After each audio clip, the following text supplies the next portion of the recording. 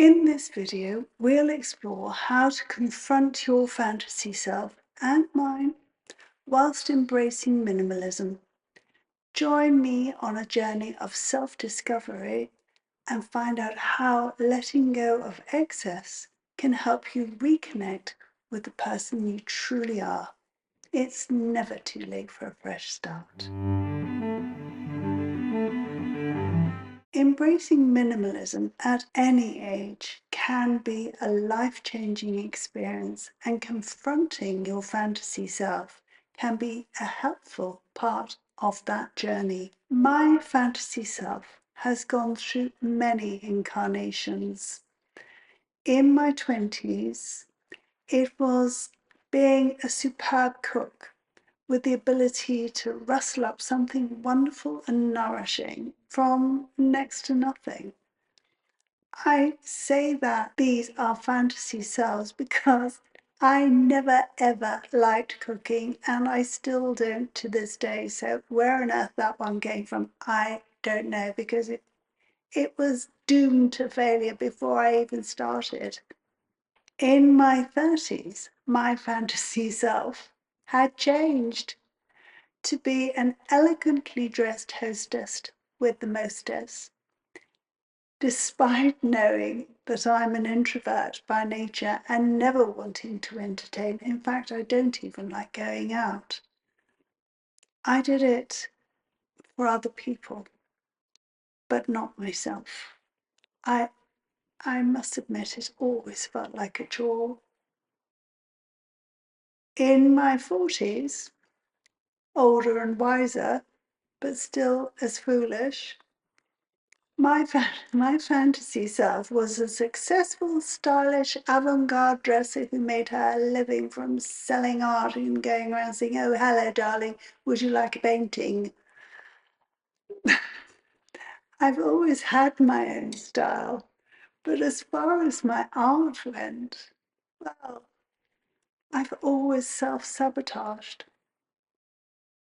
That little voice that consistently tells me I'm not quite good enough, probably because I didn't go to art school, has always been present and self-limiting, despite having sold a lot of my paintings for a lot of money, even, not pennies, lots, hundreds. But then I self-sabotage and think, well, if I can do it, anybody can do it, and there we go.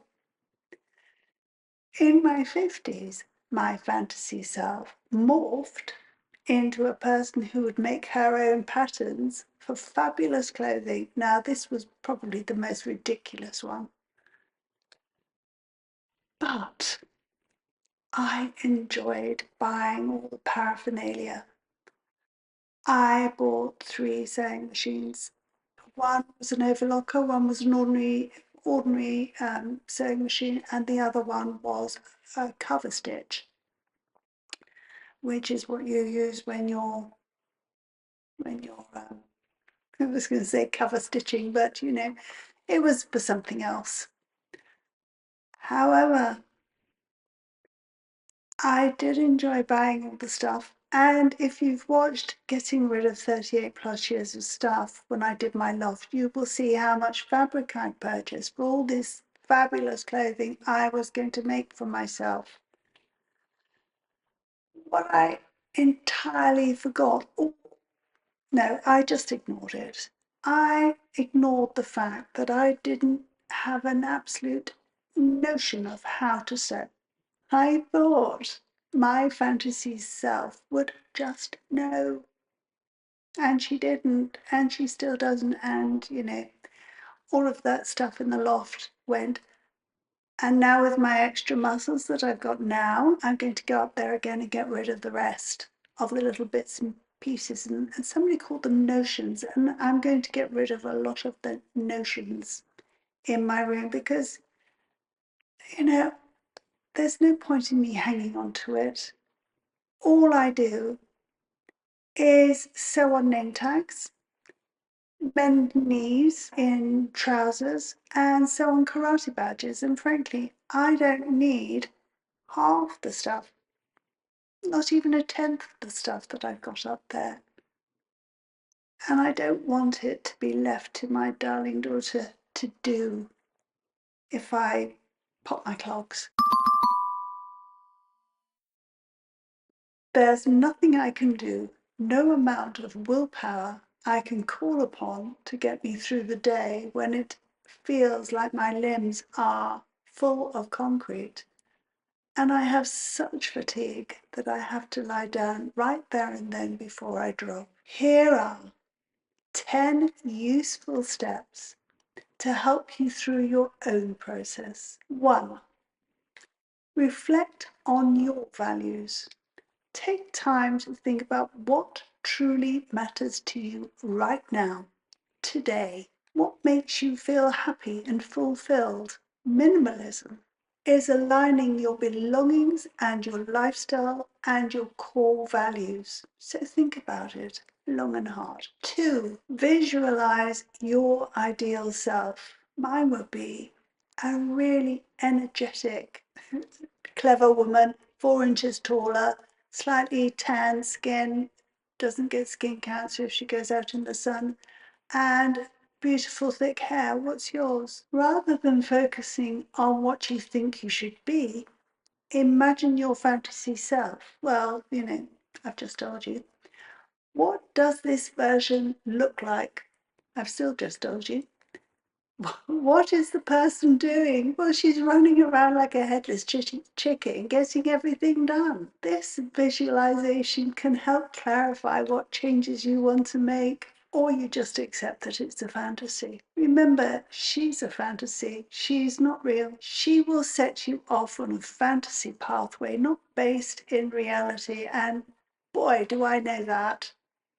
I'm just currently getting rid of all my fantasy selves. Ensure that you're being brutally honest and realistic with yourself. And then I argue with myself and say, well, if I did this and I did that, then it would be better. But actually, if you're poorly and you have health issues that aren't particularly visible, like a broken arm or broken leg or something like that, people don't appreciate that you're actually quite unwell. And because you don't look unwell until you're almost collapsed on a chair, you don't give yourself enough time and you don't give yourself enough care. If that's you, then remember, you are not the fantasy. I'm actually saying that and I'm thinking, yes, but I could be. I could. There's no point in imagining yourself as a 6 foot tall Amazonian goddess with legs right up to her armpits and no cellulite if you're 5'4" like me, often exhausted, past your prime at 67, and having a definite deficit of concentration, whose brain is often thinking about 600 things at the same time. You will never achieve your fantasy self. You'll move on to another fantasy self instead and carry on cluttering and spending. And goodness only knows. I don't want to keep on decluttering this house over and over and over again of that much stuff. So something's going to have to give, and I can feel that it is. 3, acknowledge discrepancies. Identify the difference between your current self and your fantasy self. This is so helpful. It will be related to possessions, activities, mindset, or lifestyle. Accepting these discrepancies is the first step to bridging the gap and keeping your feet on the ground, rooted in reality. And goodness only knows I really do need a dose of that. 4, start small. Begin the minimalism journey with decluttering one area of your home or life. This could be a single drawer or a wardrobe. Small steps can lead to big changes without it feeling overwhelming. 5, set realistic goals. Then Focus on how you can integrate minimalism into your life gradually, not overnight, just gradually. You'll barely notice the feelings of calm that gradually wash over you as your life becomes less cluttered. 6. Practice mindfulness. Cultivate mindfulness, or in simpler terms, be more aware of your habits and thoughts. I like the simpler terms. Remember, it's only stuff. If someone you love gave you something years ago, it doesn't mean you hold on to it forever, especially if there are lots of items cluttering up your life. Take a photograph of it, smell it, hold it. If it doesn't have the scent of that person, then look at it again. There is truly nothing of that person that gave it to you still there. It's had a factory reset, if you will. It might as well be on someone else's shelf. You will always have the memory. You just don't need the physical clutter that goes with it. Take the factory reset and move forward. This can help you identify what you truly need, what you've kept out of habit or nostalgia. 7. Let go of expectations. Be gentle with yourself. Embracing minimalism is a personal process, and it's okay not to have everything figured out right away. Allow yourself to grow gently into a more calm and minimal soul at your own pace. 8. Look for communities. Connect with others who share similar values, whether through online forums, Facebook groups, local groups, YouTube channels, or classes. Surrounding yourself with like-minded people can provide support and inspiration. 9. Celebrate your progress.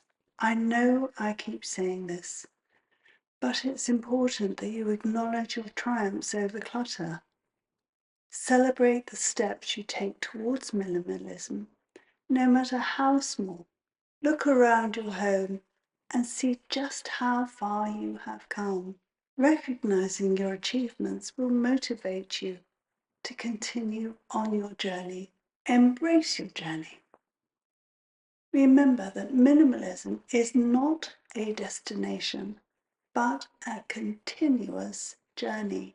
Take your foot off the pedal for a moment and you will soon see how an extremely naughty Amazon fairy has infiltrated your home, filled it up with stuff again, and then run away. I mean, it just happens. Well, it does to me, honestly.